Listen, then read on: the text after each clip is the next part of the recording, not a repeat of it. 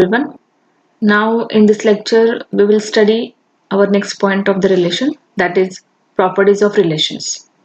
There are the different types of the properties of the binary relations. First one is reflexive, symmetric, transitive, irreflexive and antisymmetric. Now in the previous lecture we have seen about the first property of the relation, that is reflexive relation. Okay, so we have seen also the various examples of the reflexive relation. So one of the example of that reflexive relation is this one. So here there are the relations on the set 1, 2, 3 and 4, and there are the 6 relations are here, and the question is that which of these relations are a reflexive relation. And in that previous lecture I had said that the relations R3 and R4 are reflexive. By mistake I had said that R3 and R4, but the correct answer is that the relations R3 and R5 are reflexive. Why these relations are reflexive? Because they both contain all the pairs of the form AA, which is 1 1, 2 2, 3 3 and 4 4. The other relations are not reflexive. Why? Why? Because they do not contain all of these ordered pairs like 1 1, 2 2, 3 3 and 4 4. Next, our next property of the binary relation is symmetric property. Now what is that symmetric property? Let R be a binary relation on A. So R is said to be a symmetric relation if AB, which is ordered pair in relation R, implies that B, A is also in relation R. A relation R on a set is called a symmetric if B, A belongs to R whenever A, B belongs to R for all A, B belongs to set A. Okay, so that is the symmetric relation. Means for the symmetric relation you have to include both the pairs like AB and BA also. Now see here the definition of the symmetric relation means how we can represent the symmetric relation symbolically. A relation R in a set A is symmetric if for every A and B in set A, whenever A R B. How we can read this statement A R B? Small a, which is related to the element B in relation R, that is A is related to B, and B R A, that is B is related to A, that is R is symmetric in A is equal to AB, A belongs to A and B belongs to A. Conjunction A relation B, that is A is related to B if and only if B is related to A. In other words, we can say that a relation is symmetric if and only if A is related to B implies that B is related to A. So understood here, you can say that symmetric relation is if you can include that the pair AB and BA also. Then and then only we can say that relation is called as a symmetric relation. Now see here one of the example of that symmetric relation. Let set A be a set of the students and let R be a binary relation on set A such that AB is in R if and only if A is in a class that B is in. If A is in class that B is in, then clearly B is also in a class that A is in. Thus, the relation R is called as a symmetric relation. Now let's see here another example. Let A be a set of the positive integers and T, that is a relation, be a binary relation on A such that AB is in T if and only if A is greater than or equal to B. So here there is a in the question set A is given and you have to create a relation T. But for that creation of the relation T, there is one condition. A is greater than or equal to B. So see here for one example. Suppose we take pair 10 comma 9 is in T. Okay, but 10 comma 9 the condition is satisfied because 10 is greater than or equal to B. But to make this relation as a symmetric relation, you have to also include the pair, another pair, that is 9 comma 10. But if you put that pair 9 comma 10 in the relation T, the condition is not satisfied. What is our condition in the question?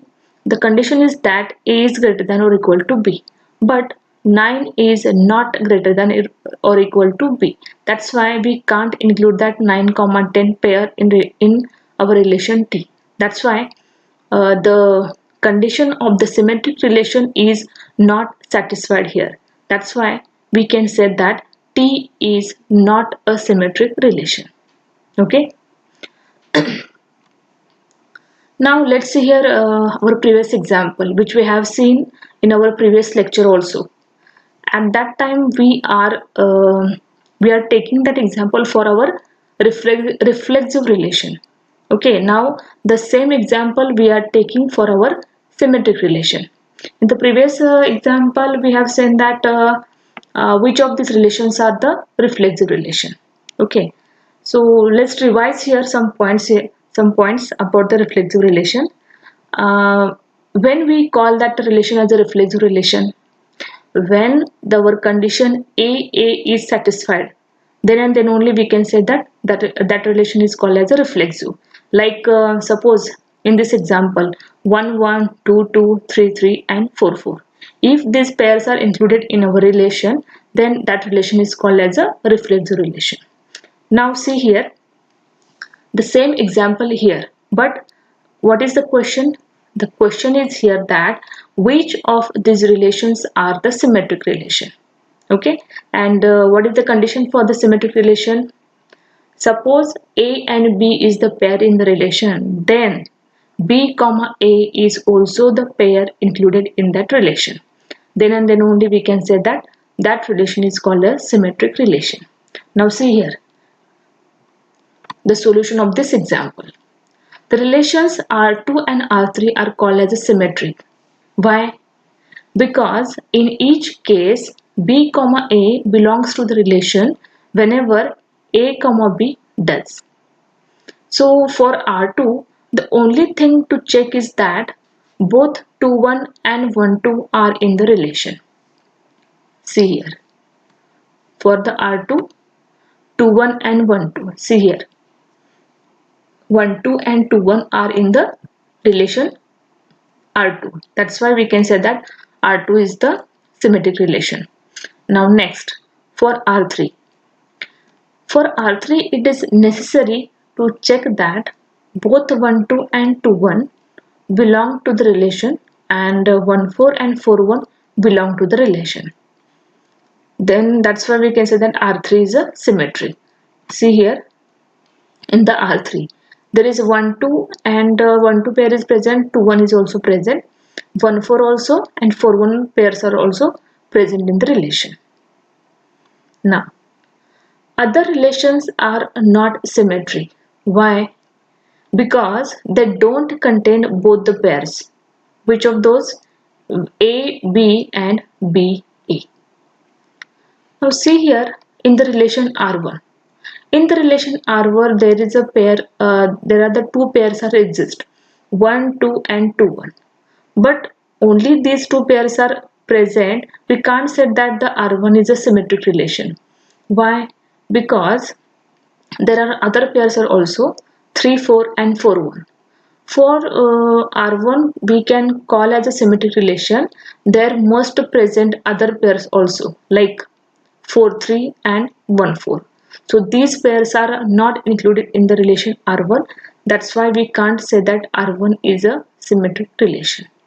Okay, understood? Next, see here another example of the symmetric relation.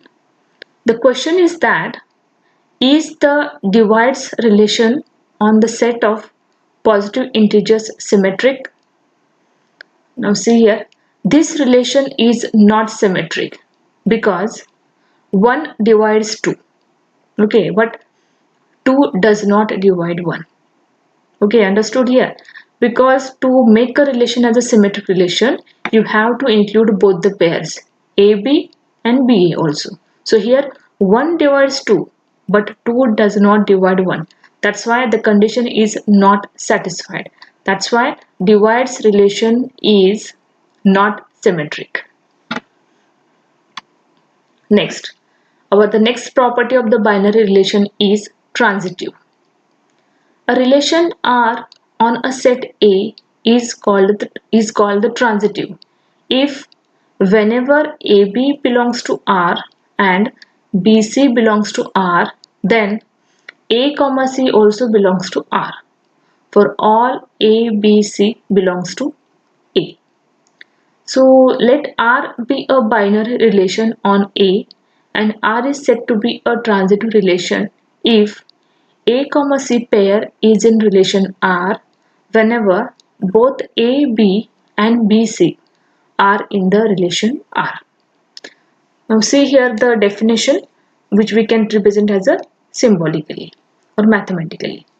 A relation R in a set A is a transitive if for every A, B and C in A, whenever A is related to B, that is A R B, and B is related to C, that is B R C, then we can say that A R C, that is A is related to B, A is related to C.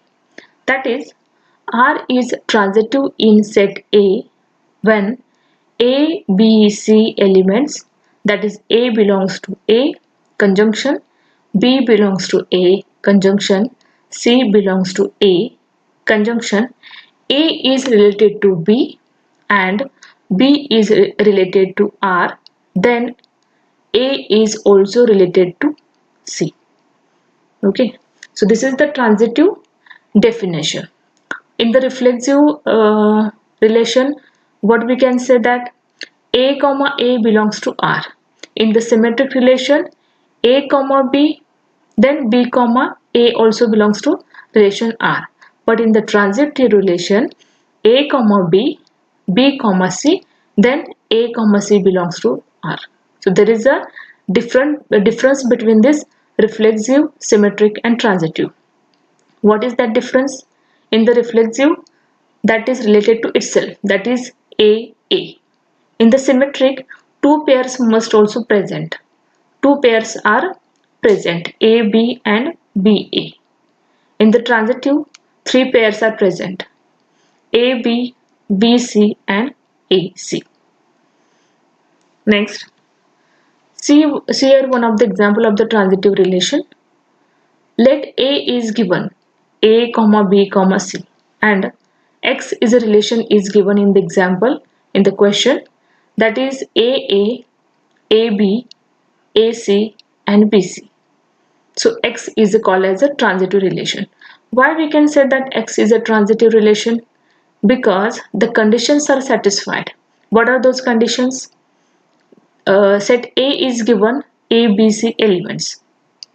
So see here, AB pair is present in the relation X.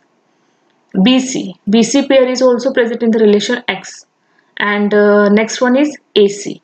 That AC pair is also present in the relation X. That's why we can say that X is a transitive relation. Now, next let's see here another example of the transitive relation. That same example we have seen for the symmetric relation. Question is that is the divides relation on the set of positive integers transitive? Solution. Suppose that A divides B and B divides C. Okay. So then there are the positive integers K and L such that B is equal to AK and C is equal to BL. Hence we can say that C is equal to BA. So the value of the B is AK. Then we can put that value of B in that AK in the B position of the B. So we get here C is equal to AKL. So we can write this C is equal to A in the bracket KL. So by looking at the statement, we can say that A divides C. So the condition is satisfied. A divides B, B divides C, and then A divides also C. So it follows that this relation is transitive relation. Next, the same example we have seen for the reflexive also, for the symmetric also, and for the, now we are looking for the transitive relation also. So question is that consider the following relations on 1, 2, 3 and 4. So same the R1, R2, R3, R4, R5 and R6 relations are given. The question is that which of these relations are transitive relation? Now let's see here the solution.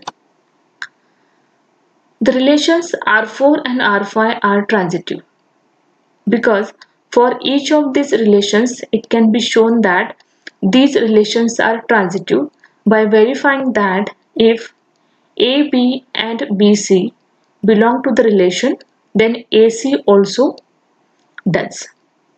For example, see here the R4 is transitive. Why? Because 3 2 and 2 1, 4 2 and 2 1, 4 3 and 3 1, and 4 3 and 3 2 are these only such sets of the pairs are present in the relation R4 and 3 1. How we can get the 3 1? 3 2 and 2 1. By combining this pair, we can get the 3 1 pair. Same, 4 2 and 2 1 we get here 4 1 pair. Likewise, 4 3 and 3 1 we get here 4 1 again. Now, last one, 4 3 and 3 2 we get here the 4 2 pair. So these three pairs also belong to the relation R4. So by discussing this, after discussing this, we can say that R4 is a transitive relation. Okay, because the condition is satisfied. Similarly, we can say that for the relation R5. R5 is transitive because 1 2 and 2 3, 1 2 and 2 4, 1 3 and 3 4. Sorry, 1 2 and 2 3, 1 2 and 2 4, 1 3 and 3 4, 2 3 and 3 4 are the only pairs exist in the relation R5. And similarly, by applying the conditions, first pair 1 2 and 2 3, okay, we get the pair 1 3. 1 2 and 2 4 we get the second pair which is 1 4. 1 3 and 3 4 we get here 1 4 again, and last one is 2 3 and 3 4 we get the last pair which is 2 4. So these pairs also belong to the relation R5. So we can say that definitely the R5 relation is also a transitive relation. So see here R1 is not transitive. Why? Because 3 4 and 4 1 belong to the relation R1, but 3 1 does not exist in the relation R1. That's why we can say that R1 is not transitive because the condition is not satisfied here. Because 3 4 and 4 1, but 3 1 does not belong to the R1. Similarly, R2 is not transitive because 2 1 and 1 2 belong to the R2, but 2 2 does not. Similarly, R3 is not transitive because 4 1 and 1 2 belong to the relation R3, but 4 2 pair, which is resultant pair, does not exist in the relation R3. That's why we can say that R3 is not transitive.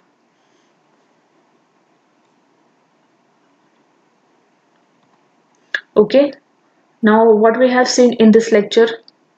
In this lecture we have seen the revision of the reflexive relation, then symmetric property, then example of the symmetric property, transitive relation, and example of the transitive relation. Okay, and remaining part we will see in the next lecture. Okay, thank you.